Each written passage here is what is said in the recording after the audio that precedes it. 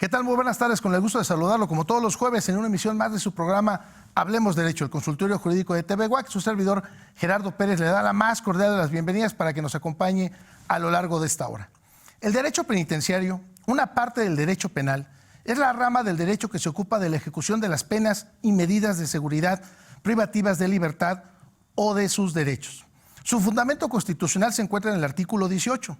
Recientemente, la Comisión Nacional de Derechos Humanos presentó su diagnóstico nacional de supervisión penitenciaria relativo a la situación observada en el año 2019, siendo este instrumento propio que emite y llevar a cabo las observaciones del sistema penitenciario del país, bajo la perspectiva de derechos humanos, verificando las condiciones dentro de las cuales viven las personas que se encuentran internas en los centros penitenciarios de México. El tema de esta tarde son los retos del sistema penitenciario. Acompáñenos.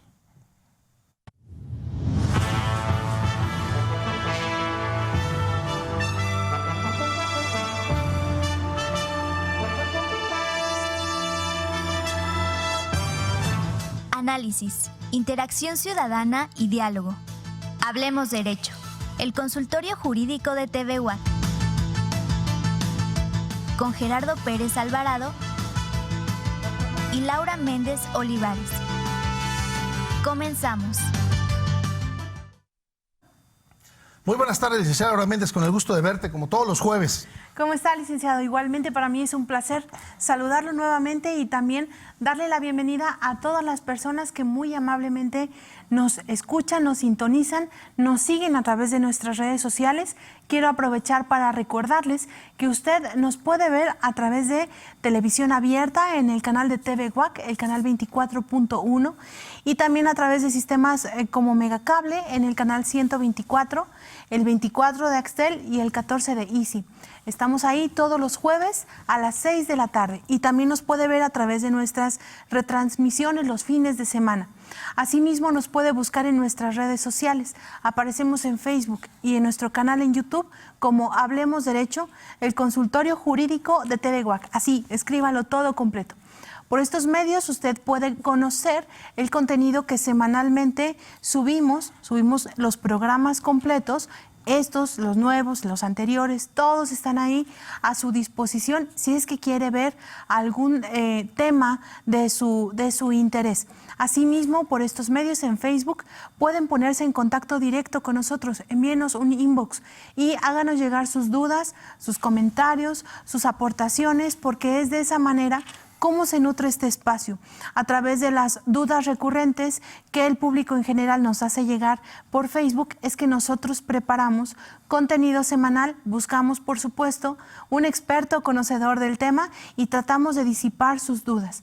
Este espacio es para usted, su consultorio jurídico de TV WAC está abierto permanentemente para brindarle asesoría completamente gratuita y también orientación. Podemos canalizarlo con la institución correspondiente que le apoya a resolver sus problemáticas legales sobre el problema o más bien sobre el tema que vamos a abordar el día de hoy o sobre cualquier otro problema legal. Asimismo puede ponerse por este medio en contacto con nuestros invitados con muchísimo gusto. Es la forma en que nos podemos enlazar.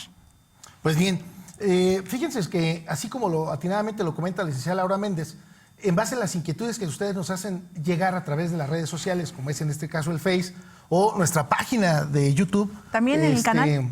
Póngale ahí me gusta para que les llegue el contenido semanal. Pues bueno, es que había muchas inquietudes sobre el derecho penitenciario y la verdad es que por una u otra razón, pues como es un programa una vez por semana, no teníamos la posibilidad de ponernos en contacto con un verdadero especialista en derecho penitenciario, porque nuestro invitado, ya lo conocerán ustedes, además de ser un gran amigo, un gran estudioso del derecho, pues también le encanta estar viajando por el mundo a nuestro invitado y bueno, pues tenerlo y que se estacione en la ciudad de Querétaro luego a veces es complicado. Por otro lado, no menos importante también lo es que siempre hablábamos del derecho penal, pero no habíamos reparado en el derecho penitenciario como lo estábamos comentando y a veces vemos incluso en el sistema de ejecución de penas pues que este bloque lo dejamos como muy relegado. Nos interesa que la persona esté detenida, nos interesa la reparación del daño, nos interesa, pues por supuesto, el castigo, pero también estas personas tienen derechos humanos. Y lo importante del sistema es la readaptación social. Y qué mejor que desarrollar este tema con nuestro invitado, licenciada Laura Méndez, si pudieras presentarlo para entrar en tema. Claro que sí, con mucho gusto. Les comento que el día de hoy está aquí con nosotros, a la distancia, por supuesto, el maestro Isaac Eduardo Nieto Hernández. Y para que lo conozcan mejor, les comento que él es licenciado en Derecho, asimismo es licenciado en Criminología, es especialista en Derecho Penal y también maestro en Derecho.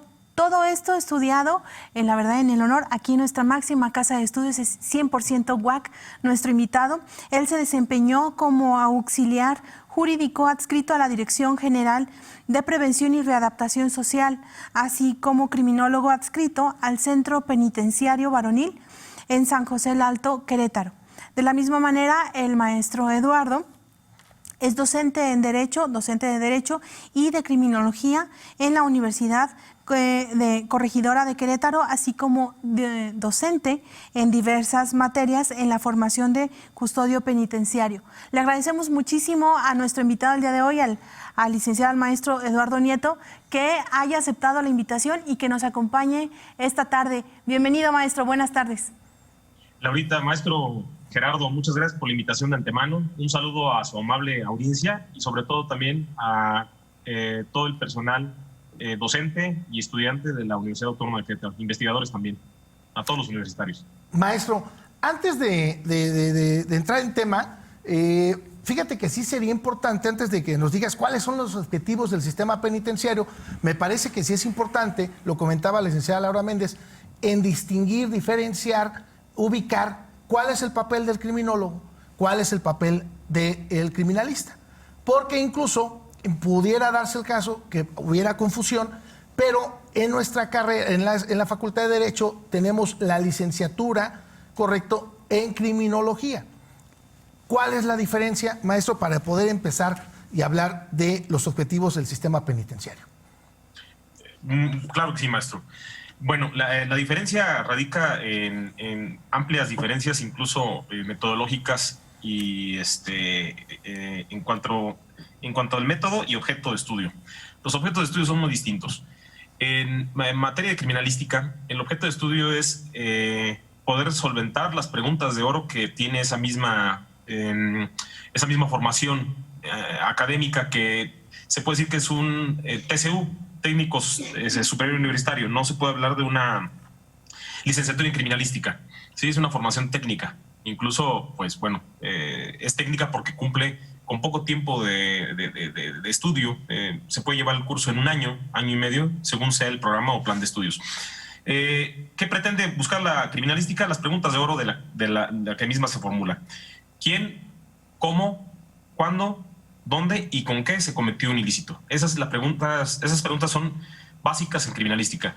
Y en criminología nada más nos enfocamos en resolver o tratar de saber una sola pregunta.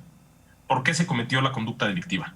Que esa pregunta nos trae unas inervaciones de áreas de conocimiento, porque no se puede entender o no se puede ver desde una sola arista, sino se tiene que ver desde una ciencia multi e interdisciplinaria como es la criminología. Es decir, se tiene que valer de otras ciencias para poder contestar esa sola pregunta.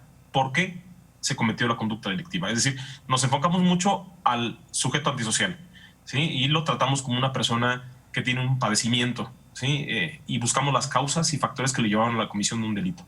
Y la criminalística no, nada más busca quién, cómo, dónde, con qué, y listo. Esas es las preguntas que busca. Es decir, estamos hablando de gente que se dedica a la dactiloscopía, a la criminalística de campo como tal, balística, medicina forense. Todo ese cúmulo de ciencias abarcan la criminalística como tal, ¿sí? Hay varias materias más, perdón, pero en sí ese es un ejemplo claro de lo que es la criminalística, ¿sí? Buscar los indicios, es decir, buscar el material sensible significativo y buscar al sujeto que cometió la conducta delictiva y también determinar, en dado caso, si datos correspondientes a la víctima, ¿sí? A través de sistemas de identificación, que es otra materia que se ve dentro de esa parte de lo que conforma la criminalística. Entonces, son datos muy objetivos, y la criminología son datos más subjetivos, pero también científicos. No, aquí en la criminología abarcamos lo que es la sociología, psicología, antropología, psiquiatría, medicina. Se me está pasando una, medicina, biotipología. Sí, eso es muy importante, que nos dan una muestra muy clara de las causales que llevaban a un sujeto a delinquir o a cometer alguna conducta antisocial, porque no todas las conductas antisociales son delitos. Correcto. Bueno, pues maestro, ¿cuál es el objetivo del sistema penitenciario entonces? Constriñéndonos a la norma, no quiero ser un abogado codiguero o legaloide, pero a raíz de que la entrada en vigor en el 2016, en junio, entrada en vigor paulatina de la Ley Nacional de Ejecución Penal, ya nos tenemos que constreñir a lo que dice la misma norma. No podemos ya emplear algún otro tipo de concepto o algún otro tipo de objetivo que sea distinto a lo que establece la Ley Nacional de Seguridad, la Ley Nacional de Ejecución Penal, que para mí es controvertida, para mí tiene muchos claroscuros y pues no estoy de acuerdo con ella. Y les voy a comentar más adelante por qué. Dice la Ley Nacional de Ejecución Penal en su artículo 72 que las bases para lograr, bueno, uno de los objetivos del sistema penitenciario es la reinserción social. Esa es la base más importante, lograr la reinserción social del sujeto. La ley que nos dice, nos da lineamientos o bases, dice, son bases para lograr la reinserción social, el respeto a los derechos humanos, el trabajo, la capacitación para el trabajo, la salud, la educación y el deporte. Y son esenciales para conformar el plan de actividades que una persona privada de libertad va a llevar a cabo, tanto como persona privada de libertad en fase de medida cautelar, es decir, procesado, una persona que todavía no está sentenciada, pero que merece la medida cautelar de internamiento, y sentenciado, es decir, ahí también se le va a aplicar el plan de actividades a una persona que ya un juez determinó cuál va a ser la sanción privativa de la libertad, y también el mismo juez es el que autoriza el plan de actividades. Entonces, no podemos salirnos de esta concepción o conceptualización de la misma Ley Nacional de Ejecución Penal, porque pecaríamos mucho de hablar de aspectos subjetivos. Pero sí vale la pena hacer referencia que, bueno, hubo un cambio drástico a partir de 2016, porque ya no se habla de readaptación social, se habla de reinserción social. Reinsertar, es decir, volver a insertar un sujeto del medio donde se le sacó, es decir, de la sociedad. Vamos a insertar un sujeto que en un momento fue segregado, podemos decir, sacado de la sociedad y internado en un centro penitenciario, y después lo regresamos, ¿sí? ¿Con qué? Con un tratamiento, con algo. La ley no lo dice en su artículo 72, con un plan de actividades. Es decir, que el plan de actividades haya sido satisfactorio, y más adelante quiero abundar sobre esta parte del plan de actividades. Ahí en ese punto, maestro, a mí sí me gustaría, pues a todos los estudiosos del derecho, no perdamos de vista, maestro Eduardo, que gran parte de nuestro público son muchos estudiosos del derecho, pero también, no menos, son gente productiva, es la gente que mueve la economía de nuestro Estado. Este canal o este programa en concreto, pues lo sigue mucha gente productiva del Estado. ¿Cuál es la situación en concreto? Porque a lo mejor hablar, sin meternos tanto en cuestiones de teoría, pero tú los manejas perfectamente bien. Cuando uno lee a Foucault, a Pavarini, a Melosi incluso, ellos nada más señalan, y en su teoría general es, debes de integrar a las personas al sistema económico y político y social del Estado. Es decir, insértalos al mundo laboral. Ten un obrero más, ¿no? Que pueda insertarse en la sociedad. Pero nunca habla de cómo llegamos a ese objetivo. Dos, la sanción, las cuestiones sociológicas que implican que una persona se puede insertar, porque, mira, sin ser uno sociólogo, te das cuenta, yo con toda necesidad tengo un poquito más de 2 años que no ingreso ahorita al penal o al Cerezo, pero te puedo comentar que en los días de visita hay más visitas en el Cerezo de hombres que de mujeres. Y por consiguiente también, eso ya me llevará a otra pregunta más adelante, y por consiguiente, me parece que después de un tiempo determinado que tú en tu experiencia profesional, me imagino que lo tienes perfectamente identificado, la familia se empieza a separar. Y si hablábamos de penas, ejemplo, unas penas, delitos graves, menores, mínimo de 10 años o más, ¿cómo insertamos a esta persona?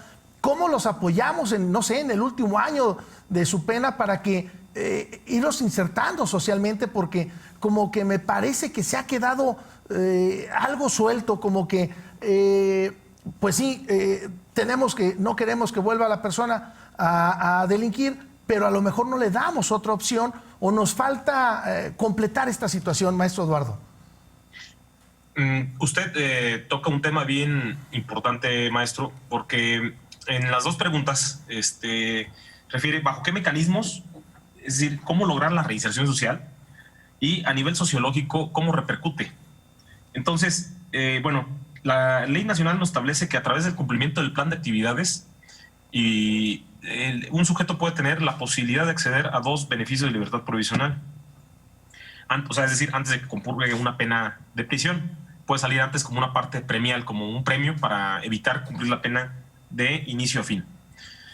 Sin embargo, en materia de esta nueva ley, establece nada más el solo cumplimiento del plan de actividades. No habla de aspectos ya sociológicos y, desgraciadamente, esta autoridad penitenciaria, a través de esta administración, se ha enfocado mucho a relegar esa parte del apoyo emocional y social de las personas privadas de la libertad. ¿Por qué lo digo en ese sentido? Bueno, la naturaleza de esta ley es obvia, ¿no? Se enfoca mucho a una escuela del derecho penal muy arraigada, ¿sí? La escuela clásica. Esta ley es de escuela clásica. Pero bien, continuando con las preguntas que me había dicho, maestro. Las personas, cuando lo que se quiere es, la misma ley dice, reinsértalas al medio laboral productivo, ¿sí? Que sean productivos, que sean obreros, que sean mano de obra incluso hasta barata, porque desgraciadamente todavía estamos hablando en el 2020, estamos hablando hoy 10 de diciembre de 2020, no podemos negar que existe todavía el etiquetamiento social. Hay un etiquetamiento social, un estigma, una marca que se le pone a la persona, ¿sí? Por haber estado en prisión. Y no es una marca física, ¿sí? No estamos hablando de un tache o no estamos hablando de una nota desfavorable, pero perdón, el hecho de estar en prisión finalmente viene a ser un obstáculo para que esa misma persona se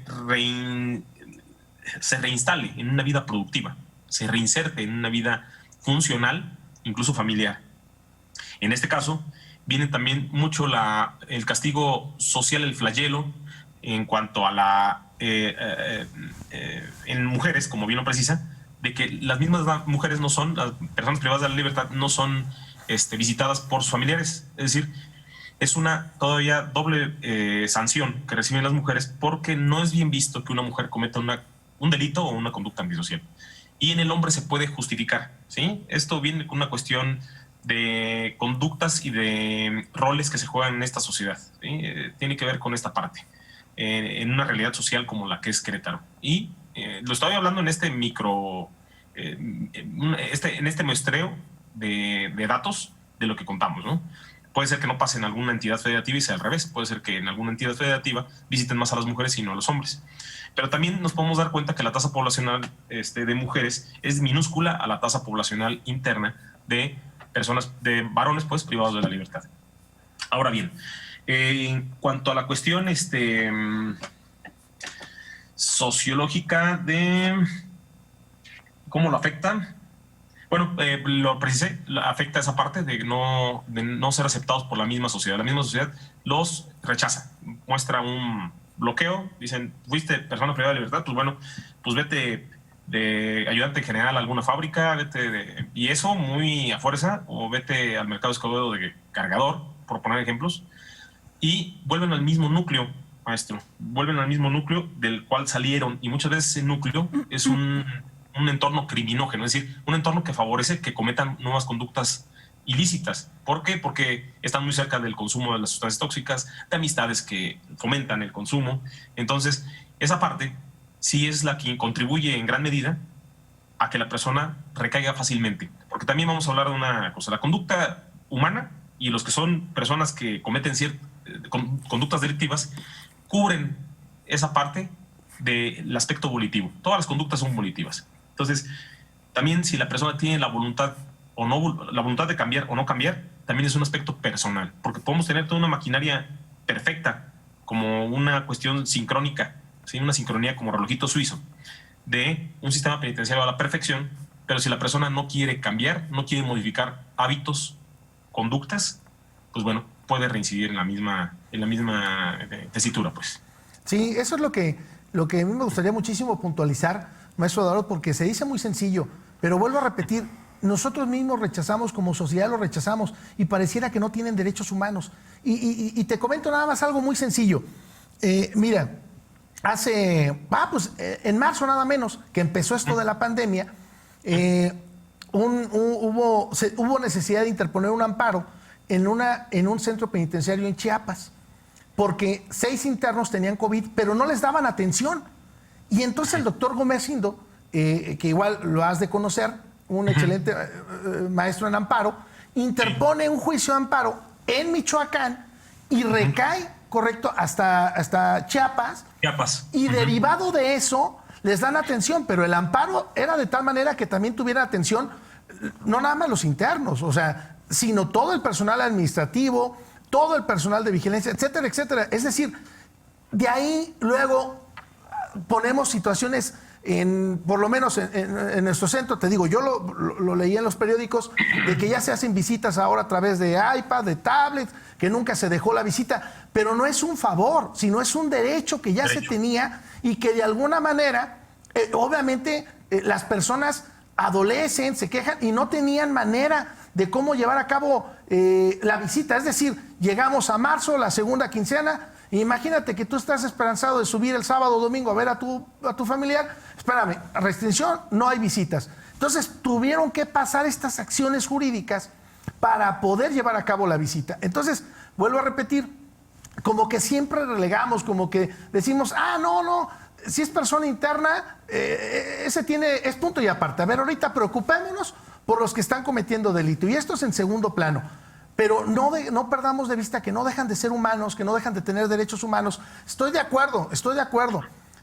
Yo te puedo asegurar que a lo mejor todos los que estamos aquí en la mesa, los que están aquí detrás de cámaras, hemos sufrido un delito patrimonial, o hemos sido sujetos pasivos a un hecho delictivo.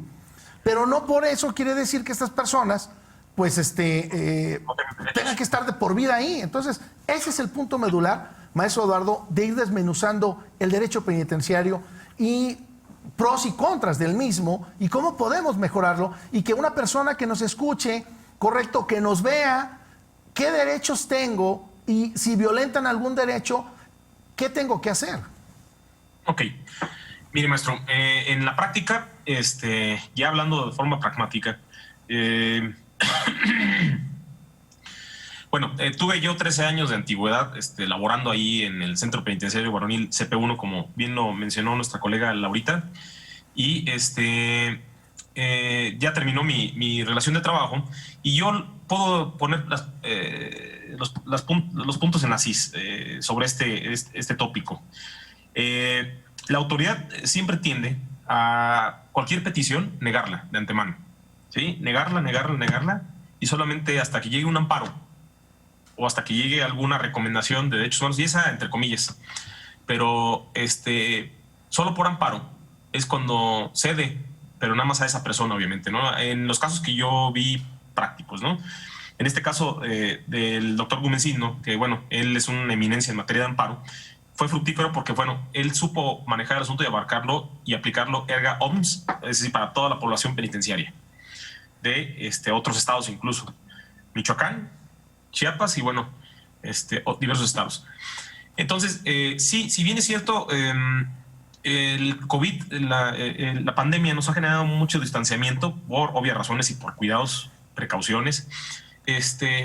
Las personas privadas de la libertad se les negó la visita desde un inicio, es decir, como medida precautoria, es decir, no hay visitas hasta nuevo aviso, es indefinido. Es decir, se menoscaba un bien menor por un bien mayor, es decir, buscar la salud de las personas privadas de libertad y no generar un problema en un entorno tan cerrado como es una prisión, porque si se enferma uno y otro y hay un contagio en cadena, se vuelve un caos allá dentro el propio centro penitenciario.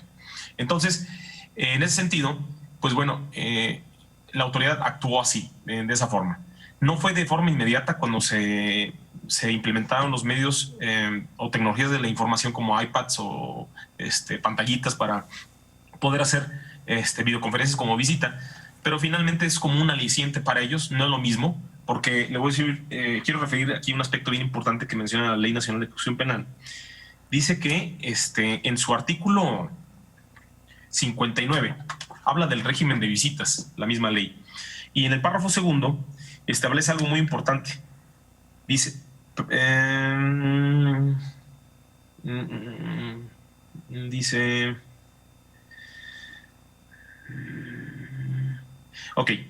dice que habrá un protocolo respectivo para establecer el régimen de visitas personales. ¿Sí? Ninguna visita familiar, el PPL o la persona privada de libertad tiene derecho a visitas familiares, íntimas, religiosas, humanitarias y asistenciales. Es decir, le da una gama amplia para poder tener derecho a todo ese régimen de visitas. Dice, sin que en caso alguno pueda impedirse el contacto corporal de la persona visitante con la persona visitada. Esto lo establece el primer párrafo del artículo 59. Es decir, aquí, ahorita hablando de la pandemia, puede entenderse que se está menoscabando no nada más un derecho humano, sino también una norma secundaria, bueno, una norma que rige, no secundaria, una norma federal que establece el régimen de visitas. Dice, no podrá hacerse ninguna restricción del contacto corporal de la visita con su persona privada de libertad.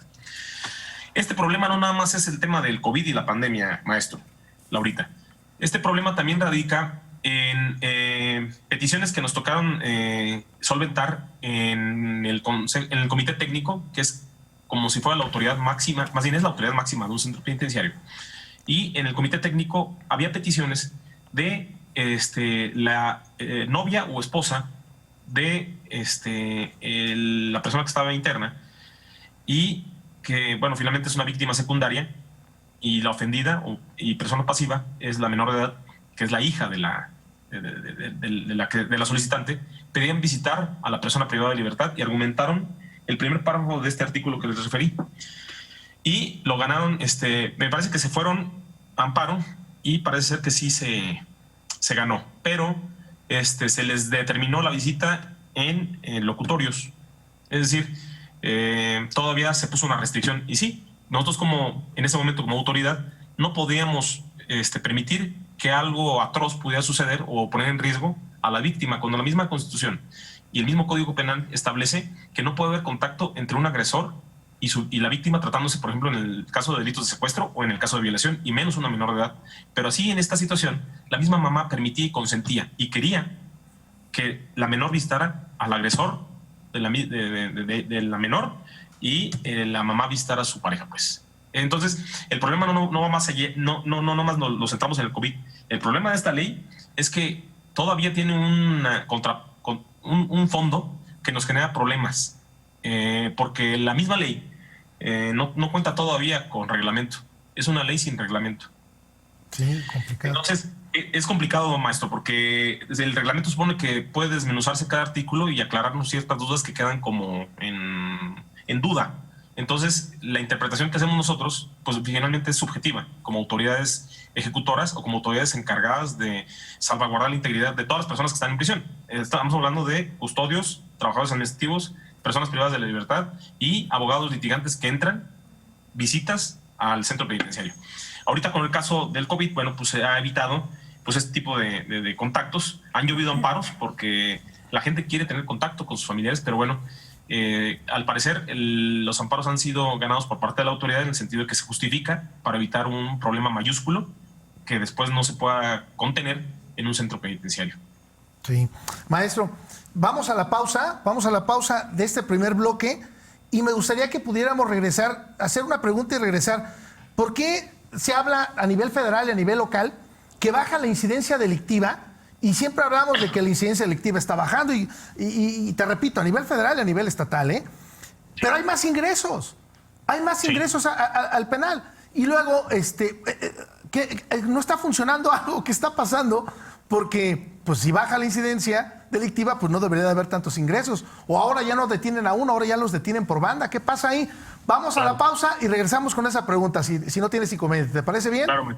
Vamos a la pausa y regresamos. Estamos en su programa Hablemos Derecho, el consultorio jurídico de TV WAC. Vamos a la pausa y regresamos. Regresamos. Continuamos. Sí, perdón, le iba a decir maestro Eduardo, perdón. Si usted nos hace favor de acompañarnos, nos viene siguiendo, le comento que está con nosotros el maestro Eduardo Nieto, un especialista en Derecho Penitenciario, licenciado en Derecho, y un gran estudioso y apasionado, por supuesto, de estos temas. Si usted nos acaba de sintonizar en este momento, le sugiero que se quede con nosotros porque, pues además, está muy interesante el tema respecto del derecho penitenciario y lo que tiene que ver con los cerezos en el estado de Querétaro. Maestro Eduardo, fíjate que antes de irnos a la pausa, habíamos dejado la pregunta ahí, que yo lo veo incluso en el resumen de las mañaneras o incluso en los informes que pues incluso visualizo a través de los medios en nuestro estado, no se diga en el periódico, pues que la incidencia delictiva baja, y todos los gobiernos siempre hablan que la incidencia delictiva baja. Yo hasta estaría seguro que de tanto que ha bajado la incidencia ya nadie comete delitos, pero pues la verdad es que no. Entonces, ¿por qué si se habla de que baja mucho la incidencia delictiva, maestro Eduardo? ¿Por qué hay más ingresos a los cerezos? Y dos, este mismo diagnóstico nacional de supervisión penitenciaria 2019 de la Comisión Nacional de Derechos Humanos señalaba incluso que cerraron más de 50 cerezos del 2015 al 2018 para que el 2019 tuviéramos 300 centros de internamiento. Obviamente el gobierno federal tiene 19 centros a su cargo, la Ciudad de México 13, pero el gobierno del estado, las demás entidades federativas tienen 268 centros. De estos hay una población de 201,065 personas y hay una capacidad para albergar internos de 217,554 personas. Es decir, que tenemos todavía un espacio, y digo tenemos, un espacio de 16,400 personas, números gruesos. La pregunta es, en nuestros cerezos, tú como conocedor de esta formación, podremos hoy hablar que tenemos hacinamiento, que tenemos una sobrepoblación, o cómo nos comportamos, porque también, maestro, si me lo permites, una cosa, y sí me gustaría precisarlo, los medios de comunicación decían hace un par de meses que Querétaro ocupaba el primer lugar en mejor evaluados en el derecho penitenciario. Y cuando tú desmenuzas la norma, te das cuenta que no fue así. Sí ocupamos el primer lugar, pero el único centro evaluado fue el cerezo femenil, como el mejor. ¿Correcto? Por supuesto, a nivel nacional. Eso no hay que minimizar esa situación. Pero no en su conjunto. Es decir, no quiere decir que todos los centros de internamiento del estado de Querétaro están al 100% perfectamente evaluados. ¿Correcto? Entonces, ¿cómo andamos, maestro, si nos pudieras comentar y aclarar para todos nuestros televidentes? No, sí, maestro. Quiero hacer un breve recorrido nada más histórico para poder entender esta parte de la reincidencia y qué es lo que se buscaba. Estamos hablando de dos administraciones. Estamos hablando de la de Felipe Calderón Hinojosa, del 2006 a 2012, y la de Enrique Peña Nieto, del 2012 a 2018, cuando se hicieron reformas estructurales en materia del sistema penal acusatorio. Es decir, de un sistema inquisitivo pasamos a un sistema acusatorio adversarial. Ese es el primer punto. ¿Por qué? ¿Por qué se pasó para eso? Se quiso convertir y transformar el sistema penal para poder despresurizar las prisiones. En este sentido, el cambio institucional fue gradual y sí se llevó a cabo una despresurización.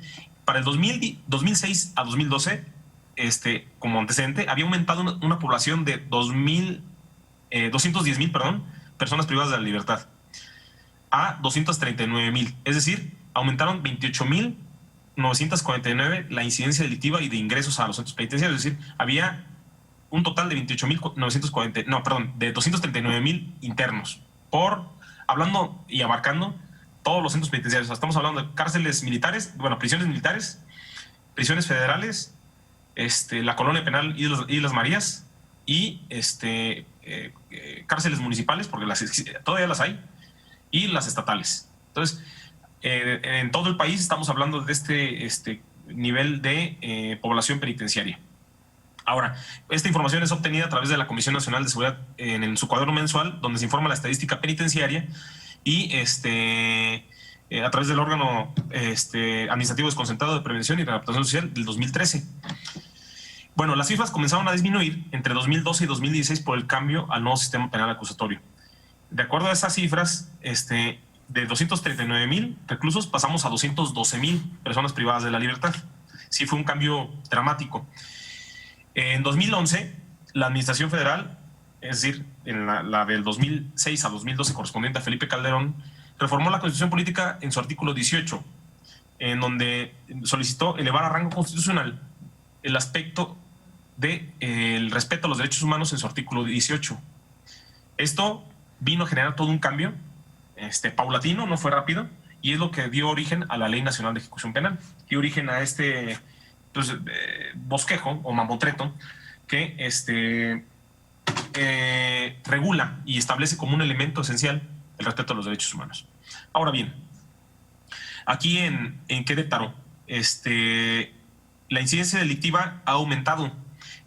Yo pude percibir en la experiencia que en el 2010 al 2012 hubo un decremento. Estábamos en una tasa poblacional de 1,400, 1,500 y bajamos a 1,100, 939 personas privadas de libertad, 1,000, andábamos oscilando en eso, 900 y cacho, 950, 1,000, un rango más o menos, pero nunca subimos más.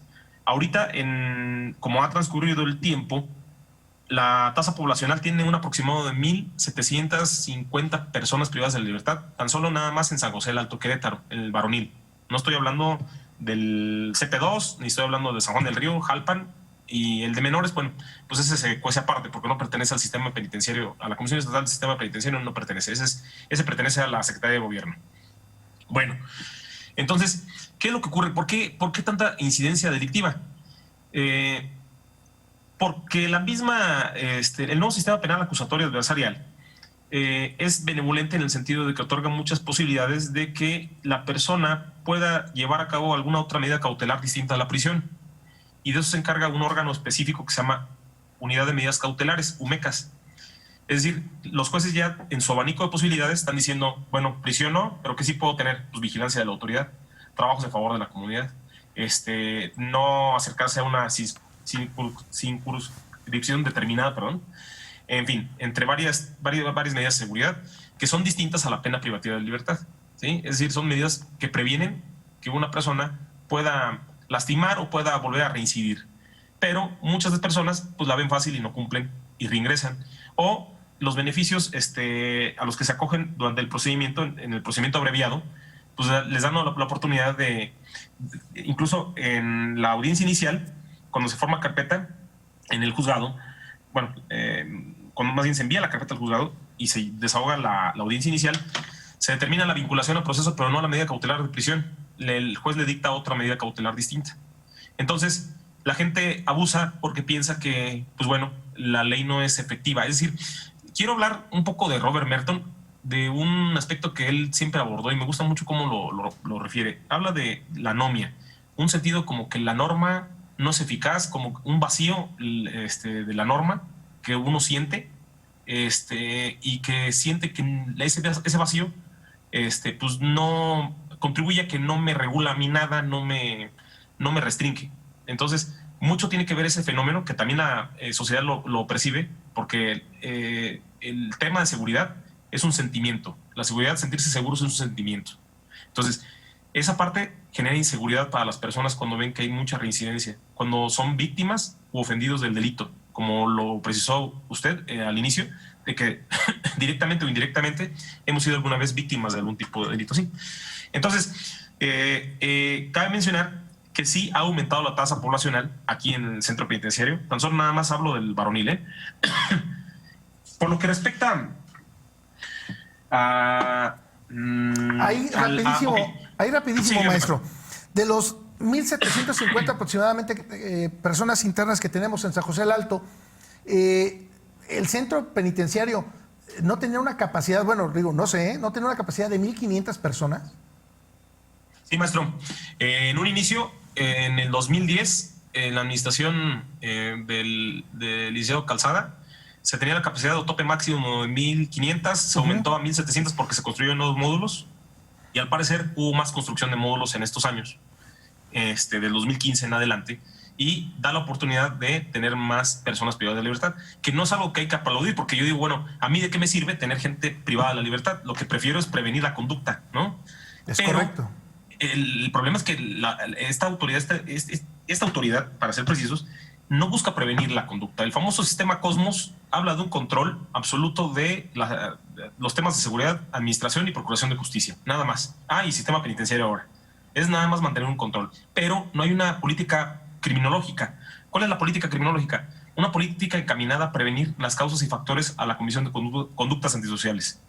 Eso genera un problema mayúsculo, porque se gasta mucho recurso por parte del Estado para mantener a muchas personas, pero no es por el gasto. También se inicia un drama penal, porque no nada más sufre la víctima directa, indirecta, sufren. La persona privada de libertad sufre.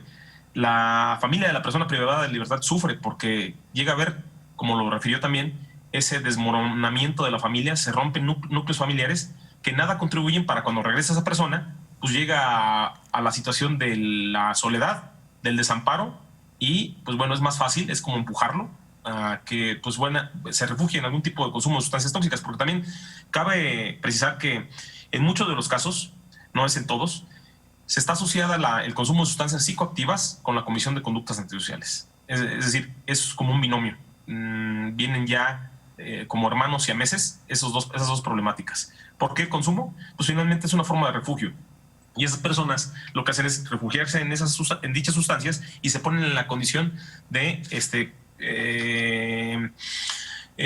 acciones libres en su causa, pero determinadas en el resultado que provocan. Es decir, me pongo en estado de incapacidad, es decir, de no comprender mi situación, pero yo voluntariamente consumo algún tipo de estupefaciente o alcohol o lo que sea y cometo barbaridades. Entonces, eso no se justifica para la comisión de conductas, porque yo automáticamente sé que no me controlo cuando consumo algún tipo de sustancia y puedo cometer cualquier destrozo, cualquier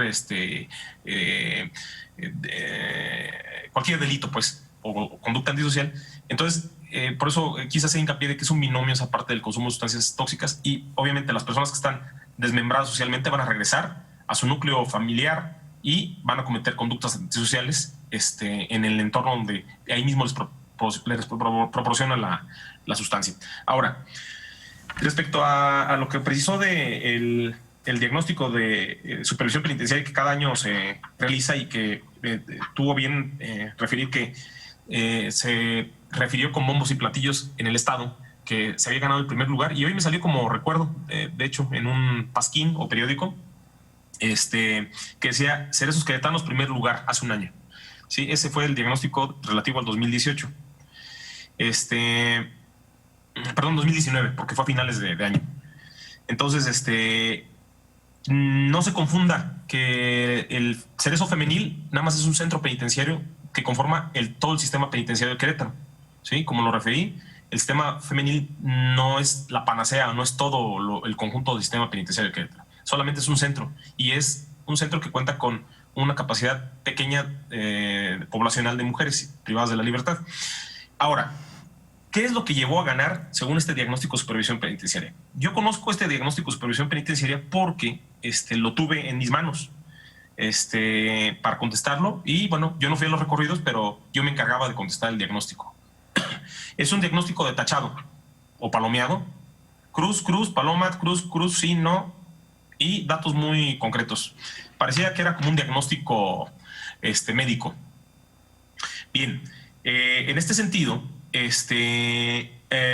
lo que favoreció al Cerezo Femenil, al CP2, pues, Centro Penitenciario Femenil 2, fue que esta administración optó por buscar la certificación de los centros penitenciarios a través de la ACA, que es la Asociación Americana de Correccionales. No es muy profunda el abordaje de la ACA, no es muy profunda la certificación. Cuando dijeron que iban a certificar a través de las correccionales norteamericanas los centros penitenciarios de aquí de Querétaro, que por cierto nada más falta San José del Alto, es decir, el de Varonil, y falta las oficinas centrales del centro penitenciario. Bien, entonces, de esas dos circunstancias, lo que ha ayudado mucho es que la ACA exige que haya pintura, que haya infraestructura, pero no muy de fondo. Son actos de simulación, y lo puedo decir así como tal. En donde si alguien conoce el Centro Penitenciario Varonil, sabemos que es una arquitectura penitenciaria muy, antigua, muy añeja. Entonces, esta arquitectura penitenciaria no es acorde a lo que actualmente requiere la población o el trabajador penitenciario o el custodio como tal. ¿Sí? Es decir, no se cumplen las expectativas. Se habilitan rampas para discapacitados de forma improvisada. Se pintan bardas, se acomodan lockers, se quitan floreros. Es decir, es muy superfluo, no es de fondo el trabajo.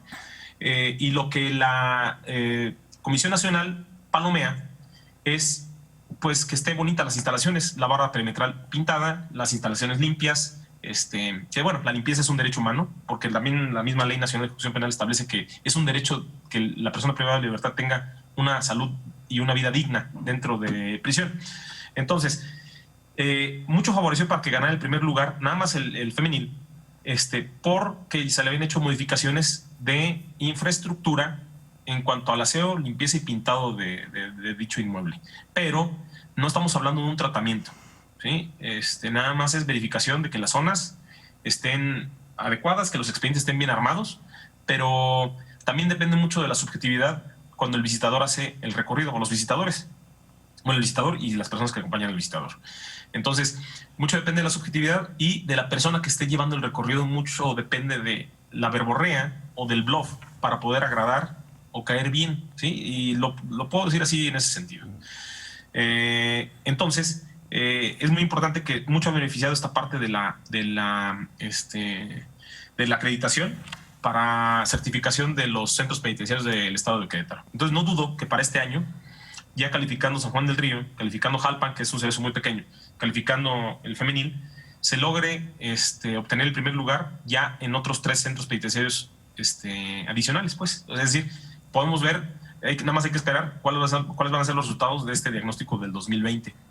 Pues sí, ahí lo importante, maestro, será qué sigue después de esto. O sea, pues a mí de qué me sirve a lo mejor estar bien bañadito y bien peinado si por dentro estoy a punto de que me estalle la bilis o la vesícula, ¿no? O sea, pues por Dios. A lo que yo quiero llegar es que incluso yo creo que deberíamos ir más allá porque, y con esto me gustaría ir cerrando, maestro, porque nos quedan menos de 5 minutos. Fíjate, ¿qué sigue después de esto? En el sentido de que, ¿cuántas personas conocemos que incluso han estado internas y después de 5 años la vida cambia? Y la vida cambia porque cuando se quieran incorporar a la vida social, yo te aseguro que si ingresaron, ni siquiera saben ahorita que San José del Alto ya tiene 4 carriles. Ni siquiera saben cómo ha crecido Querétaro y lo que es peor, que a lo mejor, te lo digo porque yo lo he visto, quien más sufre son las mujeres. Porque en el hombre, si tú quieres la cuestión machista, en donde la mamá todavía va, la esposa o la pareja todavía van, pero del otro lado, en la cuestión de la mujer, inmediatamente es un desapego social. El hombre busca otra pareja y se acabó. Cuando muchas de estas mujeres, cometieron el delito por su pareja. Y favoreciendo a su pareja. Entonces, maestro, si pudiéramos ir cerrando, ¿qué te deja a ti el derecho penitenciario y qué le recomendarías a nuestra sociedad queretana y, por supuesto, a todos los estudiosos del derecho? Maestro, pues bueno, para ir cerrando, ¿qué es lo que nos espera? Ahorita se vienen tiempos electorales y es una incertidumbre que administración llegue. Y dependiendo de la administración puede cambiar el paradigma, pueden decidir continuar con las certificaciones o pues cortar de tajo ese procedimiento de certificaciones. Creo que esta administración quiere dejar certificados todos los centros penitenciarios del Estado pero todo depende también, acordémonos que cada 6 años hay cambio de administración y cada cambio de administración trae nuevas personas, nuevos criterios y nuevos lineamientos, ¿no? Obviamente siempre tienen que ser apegados a la norma. En esta parte es fundamental pensar que en el dolor social de la mujer, sí, efectivamente, muchas veces es incitada por el propio interno a cometer conductas como ingresar sustancias psicoactivas a un centro penitenciario, que esos casos tuvimos muchos y le damos vista al Ministerio Público. Se le retenía a la persona y llegaba en aquel entonces el Ministerio Público por esa persona y se le llevaba a la mujer detenida, y obviamente ella en el centro penitenciario femenil, y ya acá el interno del centro penitenciario de aquí de varonil pues olvidaba prácticamente de ella. Incluso los papás de ella la dejaban de visitar y ya se quedaba relegada, se quedaba en el olvido. Es más el dolor para una mujer que para un hombre. Por eso referí en un inicio, dentro del machismo, porque no me gusta referir que se justifica, porque eso no es machismo, se cometen conductas antisociales y son aplaudidas o reconocidas hasta cierto punto para el hombre, ¿sí? Es decir, se puede considerar que son como entendibles, lo cual no debería ser. Por eso digo que estoy en contra de esa percepción, porque estamos alienados sociológicamente, antropológicamente a ese tipo de conductas, es decir, a que la misma sociedad no nos rechace al género masculino. En este caso, ¿qué es lo que se recomienda a la sociedad?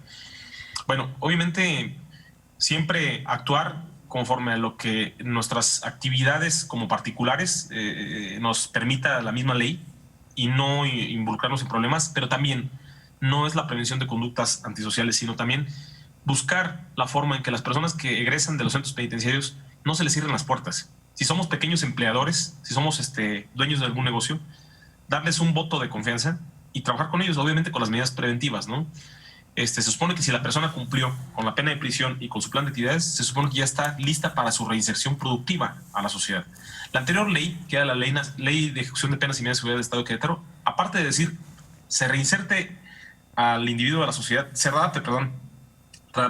buscar la adaptación social del sujeto y buscar que no vuelva a delinquir. Esa era la finalidad. Cosa que, bueno, pues esta misma ley nacional es muy escueta, no habla de reincidencia, habla de introducción o involucrar a la persona que cometió un delito al ámbito productivo. Creo que viene a traer más complicaciones, maestro. Creo que viene a traer más complicaciones esta nueva ley que como estábamos anteriormente.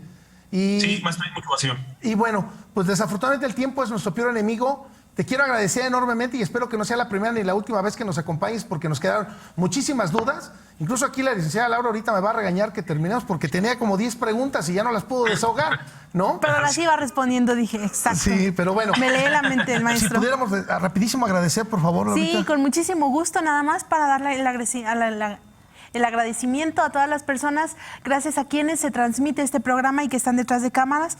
Un abrazo a Alejandra Mendoza, Ociel Rivera, Jimena Serranía y por supuesto a Denise Macías. Muchas gracias a todos y a usted por el favor de su atención. Gracias, hasta el próximo jueves. Gracias por sintonizarnos. Te esperamos en la siguiente emisión de Hablemos Derecho, el consultorio jurídico de TV WAC.